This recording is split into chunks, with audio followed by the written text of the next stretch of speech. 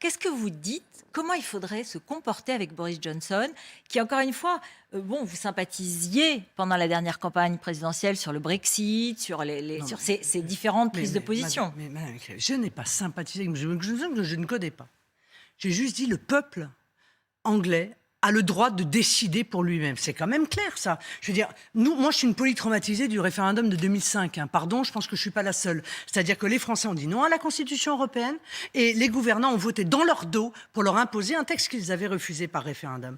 Donc j'ai dit, arrêtez de faire du chantage et des menaces aux Britanniques qui choisiront tout seuls, librement, en majeur, en adulte, s'ils souhaitent rester ou s'ils souhaitent sortir de l'Union européenne.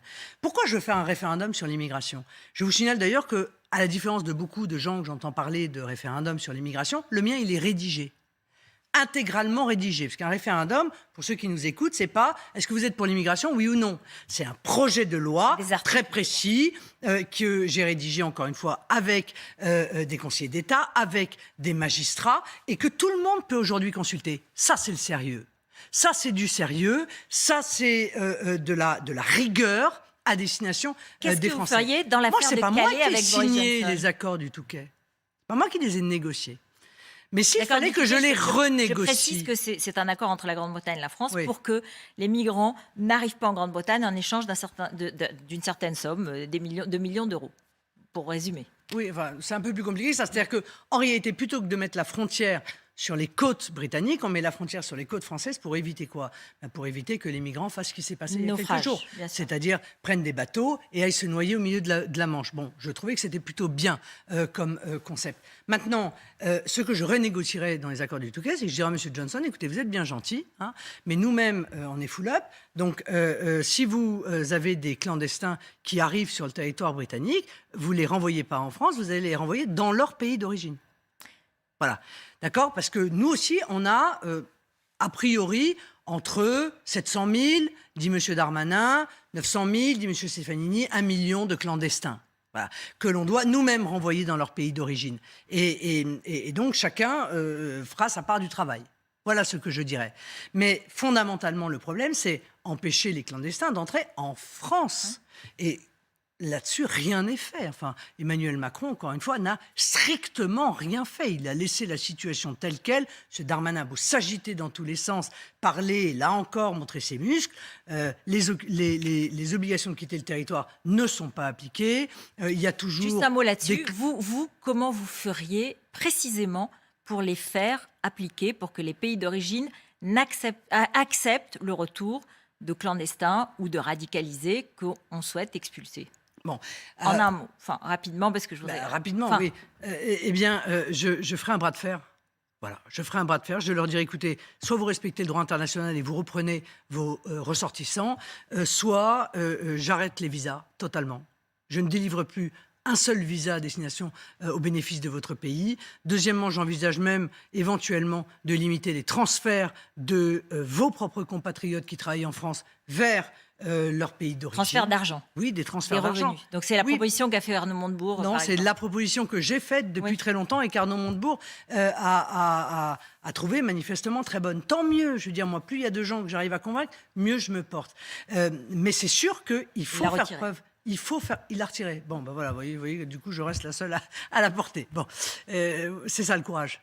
C'est ça le courage. Le courage de non, mais c'est ça le courage. C'est quand on défend une idée, il faut la défendre. Si vous la défendez, et dès il y a quelqu'un qui dit « Ah non, c'est pas bien, c'est quand même méchant, monsieur Montebourg », eh bien, on la retire. Ces gens-là, ben, on ne peut pas leur faire confiance pour régler le problème. Moi, je veux le régler, encore une fois, sans excès et sans faiblesse. Mais dans le référendum que je propose, je ne vois pas ce qu'on peut mettre de plus pour régler le problème de l'immigration. Et d'ailleurs, Éric Zemmour en parle beaucoup d'immigration. Je n'ai pas entendu une seule proposition de plus, en réalité, pour régler le problème de l'immigration, que celles qui sont déjà intégrées dans le référendum que j'ai proposé. Sur l'islam et l'islamisme, écoutez Éric Zemmour hier. Alors, dans un instant, on va l'écouter, puisque c'est une autre des questions qui vous sépare, en fait. Vous dites l'islam... Je ne sais plus. Je ne sais plus parce que j'ai le sentiment qu'il a évolué sur ce sujet.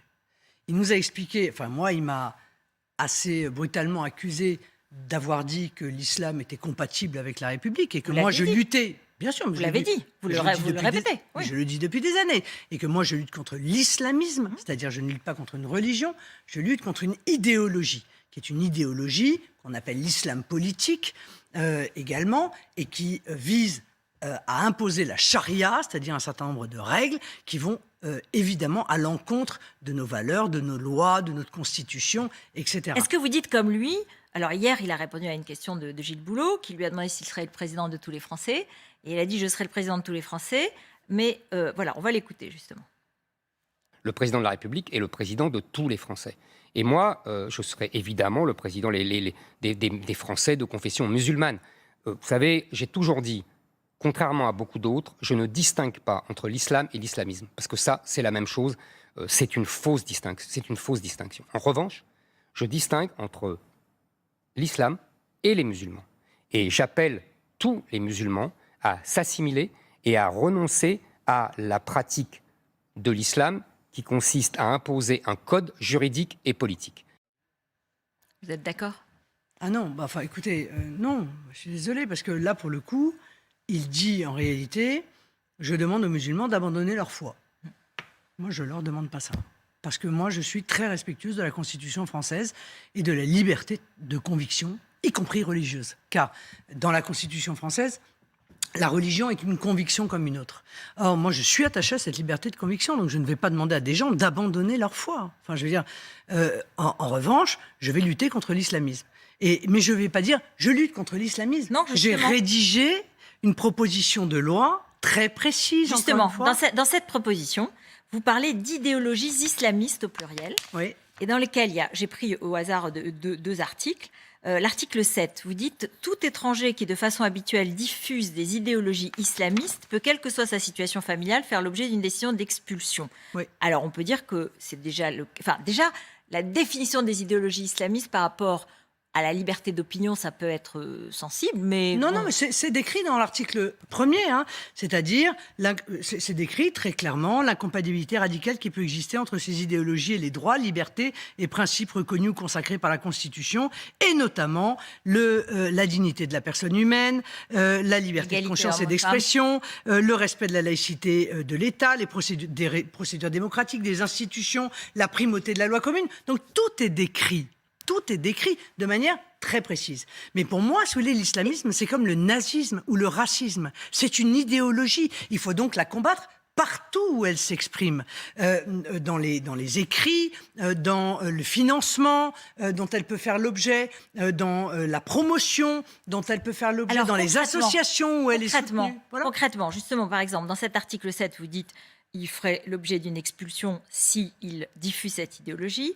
Dans l'article 10, vous dites qu'il y a une interdiction dans l'espace public de tenues ostentatoires des idéologies islamistes. Oui. Alors, c'est quoi C'est le voile. Ah, c'est le voile, voilà. Ah oui, clairement. Donc, c'est interdiction totale du voile dans la rue. Oui, mais je me suis dans l'espace public. Bien sûr, mais je me suis déjà exprimée, encore une fois, sur ce sujet. Vous savez, moi, j'ai une belle persévérance, hein. Et comment vous faites pour contrôler? Parce que vous savez que la loi sur la burqa a déjà été adoptée, elle est appliquée, mais parfois c'est pas tout à fait facile. Pour appliquer une loi sur le voile tous les jours dans la rue, et puis vous allez avoir un certain nombre de personnes et d'individus qui vont dire c'est ma foi, mon voile c'est ma foi. Non, le voile... Dans la rue, je veux dire, hein, je ne parle pas dans une administration, dans une école, évidemment, on a déjà... ces questions-là, elles sont... Non, mais la loi, c'est la loi, et tout le monde s'y plie. Et celui qui ne veut pas s'y plier et qui est étranger dans notre pays, il repart. Voilà, c'est aussi simple que ça. Je veux dire, c'est comme si vous me disiez « Ah oui, mais vous comprenez, oh là là, ça va être très compliqué, on a demandé aux gens de mettre leur ceinture de sécurité, mais alors comment est-ce que vous allez faire pour contrôler ?» On a contrôlé et tout le monde met sa ceinture de sécurité. Voilà, c'est comme ça la loi. La loi, et notamment la Constitution, qui est la loi suprême, elle doit être respectée par tous. Et aujourd'hui, si elle n'est pas respectée, c'est parce que d'abord le message n'est pas clair, c'est parce que nos gouvernants ne sont pas clairs eux-mêmes avec leurs propres convictions, c'est parce que nos policiers n'ont pas les ordres, et d'ailleurs bien souvent quand vous discutez avec eux, ils vous disent « Écoutez, nous on nous dit de ne pas... en réalité, sanctionner les voiles intégrales. Quand on les croise, on nous dit, bon, laissez tomber, ça va créer des incidents, etc. Si on renonce à appliquer la loi, alors il ne faut pas s'étonner qu'il y ait de plus en plus de gens qui la violent. Et dans le plan banlieue, vous dites aussi qu'il faut lancer un plan de vérification des titres de séjour des occupants des HLM. Oui. Et alors, comment vous faites concrètement? Parce que ça voudrait dire qu'il y a des gens qui vont taper à la porte de chaque appartement pour savoir si les locataires ont des papiers en règle. Enfin, écoutez, la moindre des choses. Le logement oui, mais social... sur le principe, j'entends ce que vous dites, mais je parle de la faisabilité et quel rapport il y a entre une promesse ou un programme et une application. Mais il y a 1000 moyens. Vous croyez très honnêtement, il y a des gens qui sont dans ces logements sociaux, qui sont des clandestins, vous croyez que c'est normal? Alors qu'il y a des Français qui sont à la rue, qui attendent un logement social depuis 10 ans. Comment vous faites? Mais enfin, écoutez, il suffit d'aller regarder les fichiers, il suffit de croiser éventuellement les fichiers des locataires de HLM, il suffit aussi d'aller demander au bailleur de s'assurer et d'avoir, lui, la responsabilité que les personnes qui sont dans les logements, évidemment, sont en situation légale. Bon, moi, en même temps, si vous voulez, je suis pour la priorité nationale. C'est-à-dire, je pense que les logements sociaux doivent être accordés en priorité aux Français.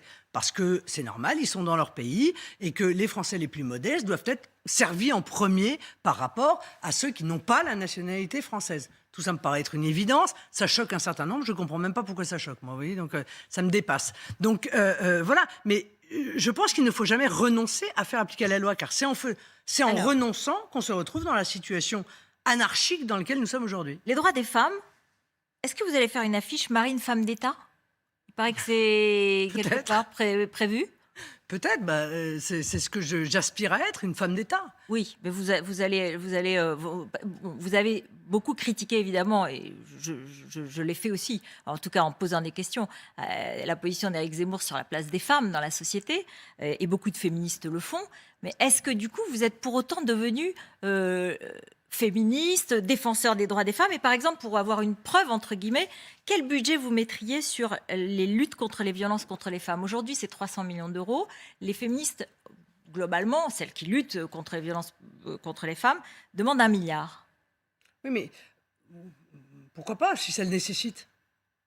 Si ça le nécessite. Le problème, si vous voulez, c'est que moi, j'ai regardé un petit peu ce qui se passe en Espagne, et qu'en réalité, en Espagne, ils ont parfois des dispositifs qui sont assez similaires à ceux que Mme Schiappa a mis en œuvre, sauf qu'en Espagne, ils sont 10 fois plus développés qu'ils ne le sont en France. Or, ils ont 2 fois moins de femmes qui meurent sous les coups de leur conjoint. Ça prouve que ça fonctionne. Donc oui, il ne faut peut-être pas 1000 bracelets comme on en a aujourd'hui anti-rapprochement, mais peut-être 10 000 ou 13 000 comme c'est le cas en Espagne. Et donc, pourquoi pas le milliard? Il faut... Mais pourquoi pas? Je ne suis pas sûr qu'il soit nécessaire d'ailleurs. 1 milliard, ça me paraît beaucoup. Déjà, je voudrais doubler le nombre de magistrats, car évidemment, nous sommes en sous-effectif de magistrats. Et bien sûr, les femmes qui sont fragilisées sont peut-être les plus en attente de pouvoir avoir des magistrats qui peuvent être d'ailleurs, comme en Espagne, des magistrats spécialisés dans les violences intrafamiliales.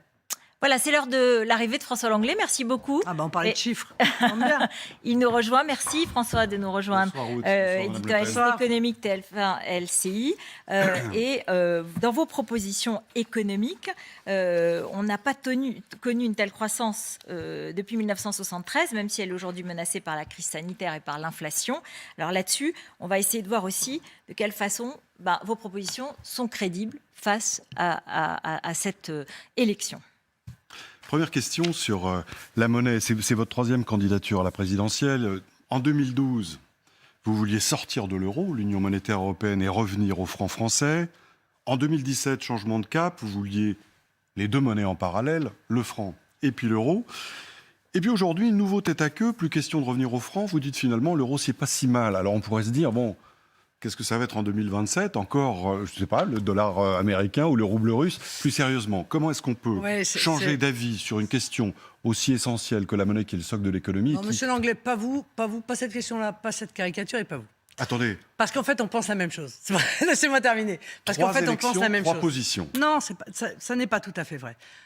Nous avons modifié notre positionnement sur l'euro le lendemain de l'élection présidentielle. D'ailleurs de 2017. Donc c'est pas récent, c'est pas juste là pour la présidentielle. 2012, 2017, 2022, c'était en 2018. Bon. Mais pourquoi? Mais parce que ça fait maintenant plus de 20 ans.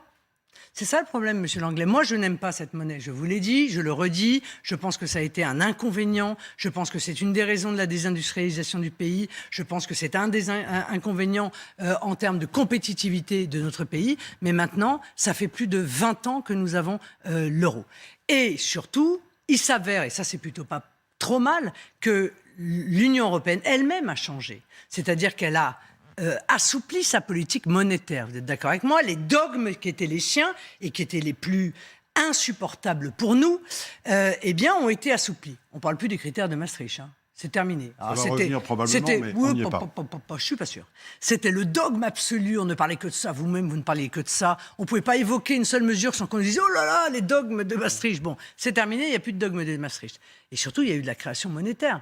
Et monsieur Langlais, vous vous souvenez, parce que ça fait longtemps qu'on se fréquente sur les plateaux, que quand je suggérais de sortir de l'euro et que je disais il faudrait faire de la création monétaire, on me traitait de folle. On me disait elle est folle, vous avez créé de l'inflation, c'est épouvantable la planche à billets. Et en réalité, l'Union européenne a fait ce que je suggérais de faire. Il y a d'ailleurs de l'inflation et la planche à billets. Ouais. Oui, enfin bon. Elle a fait. C'était pas mal. Elle a fait de la planche à billets. Donc, les énormes inconvénients de l'euro se sont quand même amoindris. Et à partir du moment où les Français souhaitent rester dans cette monnaie, le deal qu'ils nous donnent, c'est de dire il faut améliorer la situation économique du pays en conservant l'euro. Eh bien, nous allons améliorer la situation économique du pays en conservant l'euro. Sur un autre sujet qui concerne beaucoup les Français, c'est la retraite. Vous avez des propositions assez tranchées, vous voulez avancer l'âge légal de la retraite à 60 ans, avec 40 ans de cotisation. C'est aujourd'hui 62. Et cette mesure sera-t-elle en vigueur dès le début de votre quinquennat, si vous êtes élu, c'est-à-dire en 2022 ou 2023 ? J'ai une priorité absolue, c'est mon référendum sur l'immigration. On la mettra en place le plus rapidement possible, probablement exactement de la même manière qu'on a augmenté, c'est-à-dire de manière progressive, pour qu'à la fin du mandat, on arrive effectivement à une retraite. Ça sera à la fin du mandat, donc. Non, parce que ce sera progressif, si vous voulez. Vous savez très bien comment ça fonctionne. C'est en fonction des années. Donc, progressivement, on va revenir à une retraite à 60 ans avec 40 annuités. La retraite à 60 ans en elle-même, ça ne veut pas dire grand-chose, en fait. C'est les 40 annuités le plus important. C'est-à-dire que aujourd'hui, si c'est 43, vous avez... Non, mais je voudrais expliquer. C'est 43 aujourd'hui. Oui, vous avez raison. Pour nos téléspectateurs, aujourd'hui, c'est 3 de moins que ce qui se passe aujourd'hui. C'est 43. Aujourd'hui, l'âge moyen de départ à la retraite, c'est 62,8 ans en 2020. Et seulement 49% remplissent les conditions d'une retraite à taux plein. C'est-à-dire que moins de 50% des gens ont une retraite à taux plein à 62. Seulement pour la retraite complémentaire. D'accord. Ce n'est pas le cas pour la retraite de base, où il y a une proportion beaucoup plus importante. Donc, 40 annuités, je trouve que c'est raisonnable. Pourquoi ? J'essaie d'expliquer aux Français qui nous écoutent que c'est plus important que l'âge de départ à la retraite. Pourquoi ? Parce que quand vous démarrez à 20 ans, si vous avez 40 annuités, vous pouvez partir à partir de 60 ans.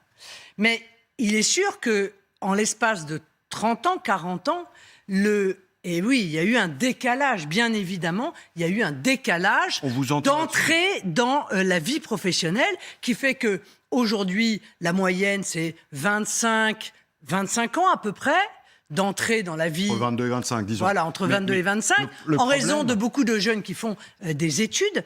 Et donc, 40 annuités, eh bien, ça amène à 62, 63 ou 64. Le problème, c'est que prendre sa retraite plus tôt, ça coûte à la Sécu entre 15 et 20 milliards d'euros par an.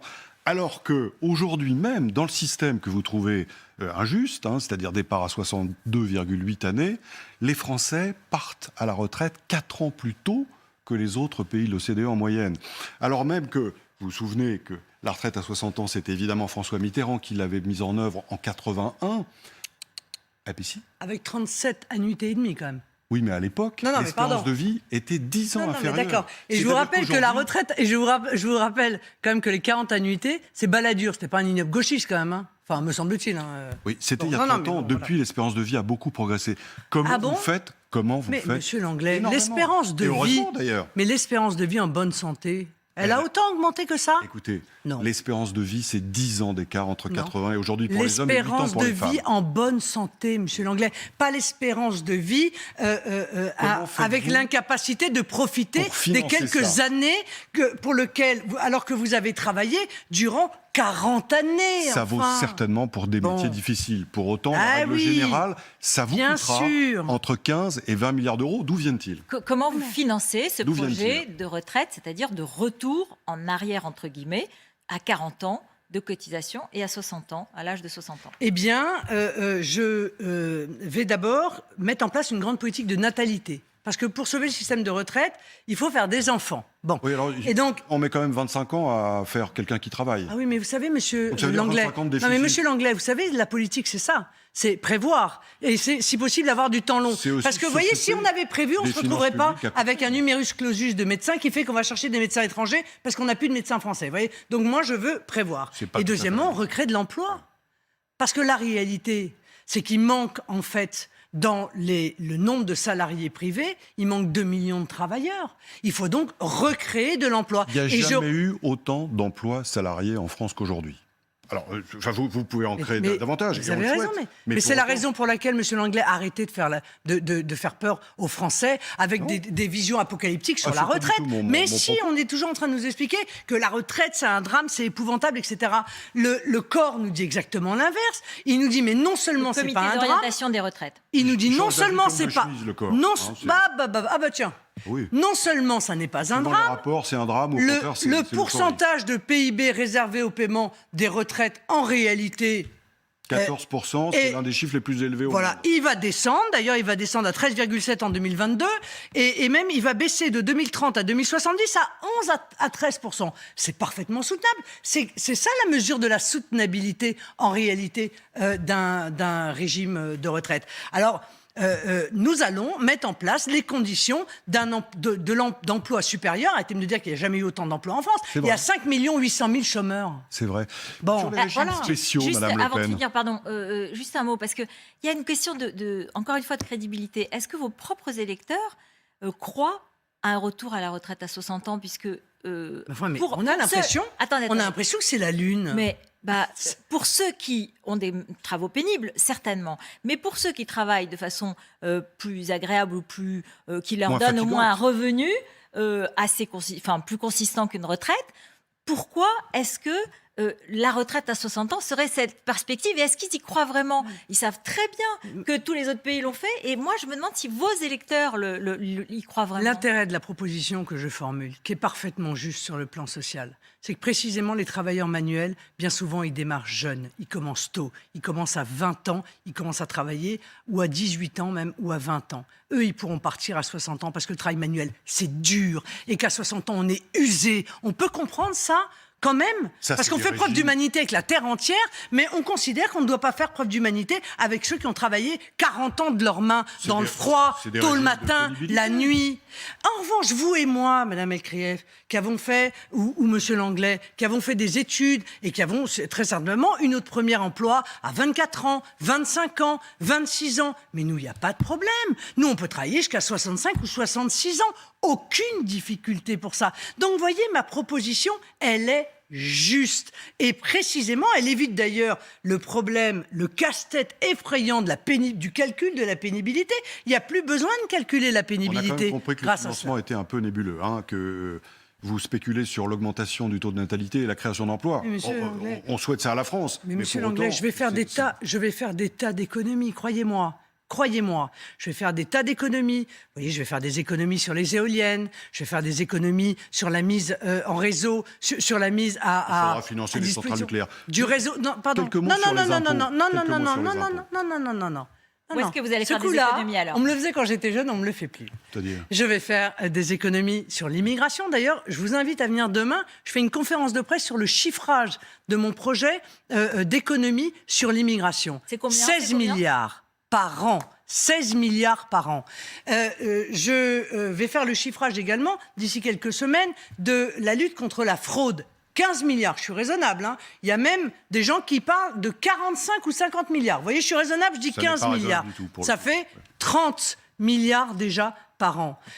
Vous avez balayé la mise, encore une fois, du réseau électrique en adéquation avec les énergies intermittentes. C'est 100 milliards de prévus. 100 milliards de prévus. Il y a des économies à faire. Quelques mots sur la fiscalité, Madame Le Pen. vous voulez supprimer l'impôt sur le revenu pour les moins de 30 ans.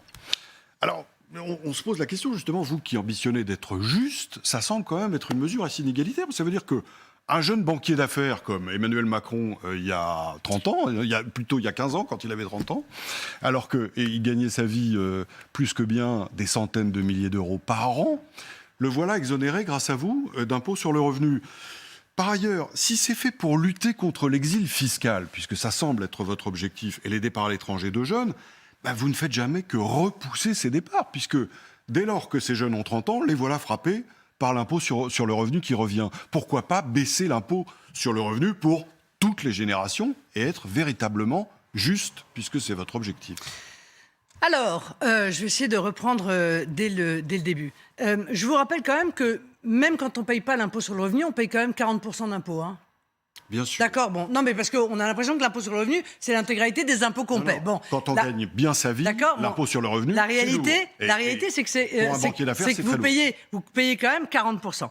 Donc moi, je veux exonérer d'impôt sur le revenu les moins de 30 ans, effectivement, parce que je veux qu'ils restent en France. Parce que leur départ de la France, en réalité, nous coûte également extrêmement cher.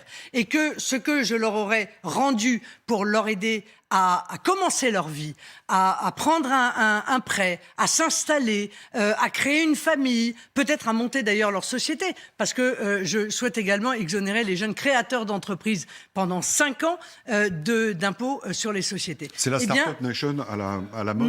Non. C'est que c'est la jeunesse qui va nous sauver, Monsieur Langlais. C'est elle qui, par son dynamisme, par son investissement, par le fait qu'elle ne parte pas, parce que moi, quand on me dit 80% des jeunes veulent partir de France si on leur offre un meilleur emploi, 80%, je me dis qu'il y a quand même un énorme problème. C'est pas le seul. Non, c'est pas le seul. C'est pas ce qu'on voit dans les chiffres. C'est pas le seul. Heureusement, d'ailleurs. Hein. Je suis désolée, si, c'est ce qu'on voit dans les chiffres.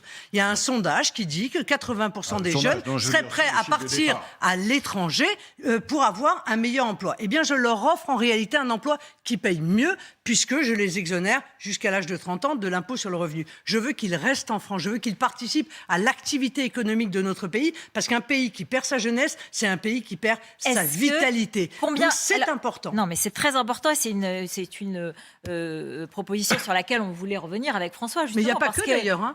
Je fais beaucoup d'autres choses pour les jeunes. Oui, mais alors justement là-dessus, simplement, parce que celle-là, elle est un peu spectaculaire, elle fait parler évidemment. Combien ça coûte? Et encore une fois, on revient sur la crédibilité. 2 milliards. Sur l'argent. Vous allez faire des économies dans tel domaine, vous allez faire des économies. Mais chaque mesure que vous proposez coûte une somme importante. Où vous les trouvez? Non, pas toutes. Non, pas toutes. Ça coûte 2 milliards. Ça coûte 2 milliards. Mais en réalité, vous savez bien comment c'est quand on est jeune. Quand on est jeune, en réalité, on réinjecte beaucoup plus facilement dans l'économie l'argent que l'on a que quand on est, par exemple, une personne âgée. C'est d'ailleurs pour ça que je mets en place des capacités de donation des parents vers les enfants et des grands-parents vers les petits-enfants à égalité, ce qui n'était pas le cas jusqu'à présent, à 100 000 euros tous les 10 ans. C'est-à-dire que des parents ou des grands-parents pourront donner jusqu'à 100 000 euros à leur enfant ou à leur petit-enfant tous les 10 ans. Pourquoi? Parce que je veux réinjecter, parce qu'on est en situation de reprise et je veux réinjecter cet argent dans l'économie. Et je sais bien que les personnes âgées, par définition, dépensent moins, réinjectent moins dans l'économie que ne le font les jeunes. Pouvoir d'achat, justement, vous en avez plusieurs, vous voulez, dites-vous, rendre un mois de salaire aux Français pour améliorer leur pouvoir d'achat. Alors, il y a plusiures mesures, il y a des baisses de taxes sur les carburants, ça peut se faire vite. Un mois de salaire? Oui, c'est ce que vous avez dit? Oui, oui. Non, j'avais dit 150 à 200 euros par mois, j'ai dit. Ça correspond à peu près à un mois de salaire médian. Oui, voilà. C'est ça. Non, c'est pas du tout pour... Mais vous me l'avez déjà fait, ça. C'est-à-dire? Et j'ai refait vos calculs. Ça ne fait pas 74 milliards. Non, là, on est à peu près dans les eaux qu'on dit. Nous sommes à peu près d'accord sur les chiffres. C'est en gros 2 000 euros par an. C'est ça que vous voulez rendre aux Français? Oui, c'est ça, à peu près, oui. Donc, on est absolument d'accord. Et avec baisse des taxes sur les carburants, ça peut se faire vite. Il faut quand même le financer. C'est encore ça qui s'impute sur vos économies. Mais aussi, alors, avec la nationalisation des autoroutes pour faire baisser le prix des péages. La nationalisation des autoroutes, c'est 40 à 45 milliards d'euros. C'est à peu près l'équivalent du budget de l'éducation nationale sur un an. C'est-à-dire, ça sert à payer 1 million de professeurs et de fonctionnaires. On se dit, est-ce que ça vaut le coup de consacrer autant d'argent à une cause qui ne justifie probablement pas faire gagner quelques euros aux vacanciers qui prennent l'autoroute l'été? Oui, ça vaut le coup parce qu'on a été spoliés en réalité, Monsieur Langlais. On a été volés, les Français ont été volés. C'est eux qui ont payé les autoroutes et quand les autoroutes ont été rentables, on a vendu des concessions et on les a vendues à un prix bien inférieur. Ils vont les repayer 45 milliards, c'est-à-dire... Non, vous allez... si, c'est dans la dette. C'est pas tout à fait vrai parce qu'en réalité, les sociétés ont 30 milliards de dettes au passage. Bon. Mais moi, je pense que c'est absolument nécessaire. C'est nécessaire parce que les autoroutes, c'est aussi un moyen de réaménager le territoire. Or, on ne créera pas un rééquilibrage des territoires entre les métropoles et les territoires ruraux si on n'est pas capable de financer des sorties d'autoroutes, si on n'est pas capable de financer les moyens pour les entreprises de pouvoir se réinstaller, notamment 45 milliards, c'est de la dette. Dans des villes moyennes. Non, ça ne coûtera pas 45 milliards. Mais je vous donnerai tout ça dans mon... Ça s'évalue en dizaines de milliards de toute façon. Moi, à mon avis, moins de 40 milliards. Sans compter, à mon avis, la procédure qu'il va falloir faire quand même pour aller demander un petit peu ce qui s'est passé. Je vous vois opiner de la tête. Toutes les conventions peuvent se regarder et se discuter. Oui, parce que ça, c'est tout à fait légitime. Parce qu'on sait très bien qu'il y a dans cette opération-là des choses que je trouve, moi, éminemment suspectes. Comme François Langlais l'expliquait, vous voulez rendre ces 2 000 € par an aux Français avec un certain nombre de moyens, donc notamment la nationalisation des autoroutes, la privatisation de l'audiovisuel public, la baisse de la CSG et de la baisse des taxes. La baisse de la CSG, c'est pas moi. Mais... Bon, alors la baisse des taxes, très bien. Parce que je me disais que ça faisait beaucoup. La baisse des taxes sur l'énergie. Sur les carburants. Voilà, je trouvais que ça faisait beaucoup parce que, pareil, je me disais, ça va prendre un certain temps. Est-ce que vous allez pouvoir... Pourquoi un certain temps? Parce que le temps de privatiser, de renationaliser les autoroutes, de privatiser, etc. Bon, donc ce que je veux dire, c'est est-ce que vous allez pouvoir rendre ces 2 000 € par an aux Français tout de suite? Mais Madame Ecriev, rien ne se fait jamais tout de suite. Ah, d'accord. Mais vous voyez la baisse de la TVA... Non, mais la baisse de la TVA sur l'énergie, c'est-à-dire fuel, électricité, gaz et carburant, de 20 à 5,5 tout de suite. Ouais. Oui, mais ça, c'est 12 milliards qu'on rend aux Français quand même, pardonnez-moi. Et ces 12 milliards qui viennent d'où, pardon, d'être un peu insistant sur les chiffres? Mais encore une fois, il y a des économies. C'est votre trésor sur la fraude et les étrangers. Il y a des économies. Mais c'est marrant quand même, ce mépris que vous avez. C'est leur argent quand même, vous voyez? C'est leur argent. Moi, ce qui m'inquiète, Madame Le Pen, c'est incroyable. C'est que vous donniez de l'argent aux Français d'aujourd'hui en le prélevant pour les Français de demain avec de la dette. Non. Ça, c'est Monsieur Macron, ça. D'accord? Donc vous allez dire ça, M. Macron, qui a fait 500 milliards d'euros de dette, avec la bénédiction des économistes de votre style. Ça ne justifie pas qu'on ne soit pas vigilant à l'avenir. Moi, je ne le ferai pas, M. Langlais. Vous me permettrez de vous annoncer d'ici quelques temps la manière dont je vais d'ailleurs financer un certain nombre de choses. Je l'ai déjà évoqué, évoqué rapidement, mais je l'évoquerai beaucoup plus en détail. Vous savez que je souhaite faire un grand emprunt auprès des Français, une sorte de fonds souverain pour l'investissement et pour l'emploi, parce qu'il y a une épargne, il y a une épargne qui est considérable. Les Français ont une épargne qui est très importante, plus importante que dans beaucoup d'autres pays, et cette épargne, pour l'instant, elle est immobilisée. Et moi, je veux la mobiliser au bénéfice de la réindustrialisation, du réaménagement du territoire, et effectivement, en leur livrant un taux d'intérêt qui est plus intéressant que le livret A, qui est actuellement... Qui est moins intéressant pour l'État que la dette habituelle. À 0,25. Mais oui, mais Monsieur Langlais, l'État... C'est pas un truc qui est en suspension. L'État, il est là au bénéfice des Français. Il est là au service des Français. C'est exactement mon souci aussi. Et si pour une fois, l'État peut agir pour pouvoir rendre, plutôt que de l'argent aux banques et des intérêts aux banques, des intérêts aux Français, mon Dieu, vous trouvez ça scandaleux? Moi, je trouve ça parfaitement normal. Le problème, c'est que c'est dans les comptes et que ça peut y rester. Autre question. Dans quel compte, Monsieur Langlais? Dans les comptes de l'État, la dette, Madame Le Pen. Non, mais là, c'est pas la dette de l'État, Monsieur Langlais. Si vous payez des intérêts, il va falloir trouver de l'argent pour le faire. Mais Monsieur Langlais, excusez-moi. Moi, je vais investir dans des entreprises cet argent. Je vais investir dans des entreprises qui rapportent. Enfin, je suis désolé de vous dire, ça existe. Mais Monsieur Langlais, pardon. Si vous étiez sûr de gagner à tous les coups, vous auriez trouvé la pire philosophage. Langlais, ça existe un fonds comme ça. Le fonds des retraites, là, il existe. Bien sûr. D'accord. C'est pas de l'emprunt à 2% quand on peut emprunter à 0. Écoutez-moi, il est doté de 40 milliards. Combien il a rapporté en moyenne? 7%. Oui. 7%, Monsieur Langlais. Vous voyez, ça veut dire que si on le gère correctement, eh bien, on peut non seulement rendre 2% aux épargnants, et après tout, ce serait normal, et en plus récupérer 5% de recettes pour l'État, c'est-à-dire ne pas sortir un peu de ce cercle vicieux qui fait que 95% des recettes de l'État sont en réalité de l'impôt. Juste une dernière question sur l'industrie. Le passage à la voiture électrique, ça va coûter des dizaines de milliers d'emplois probablement à l'industrie automobile française. La France doit-elle, oui ou non, suivre les directives européennes justement pour ne plus fabriquer, vendre, commercialiser de véhicules thermiques à partir de 2035 ou pas? Non. Non, je pense que c'est une erreur. Donc il faut garder les voitures thermiques. Je pense que le tout voiture électrique est une erreur. De la même manière que je pense que l'écologie punitive est une erreur, que je pense qu'il est un véritable scandale d'entendre des gens annoncer que les Français qui ont des voitures trop anciennes ne pourront pas accéder aux villes, au cœur des villes, c'est-à-dire parfois même à l'hôpital, parce que souvent l'hôpital est au cœur de la ville. Je trouve que tout cela n'a aucun sens et par conséquent, ce tout voiture électrique est une idéologie en réalité imposée par les écologistes, de la même manière qu'ils nous ont imposé d'ailleurs l'idéologie des éoliennes dont on voit que ça nous coûte une fortune, que ça détruit nos paysages, que ça nécessite des investissements hors de proportion. On refuse la directive européenne. On ne rentre pas dans cette directive européenne. Oui, mais vous savez, on peut aussi négocier avec l'Union européenne pour peu qu'on ait envie de le faire.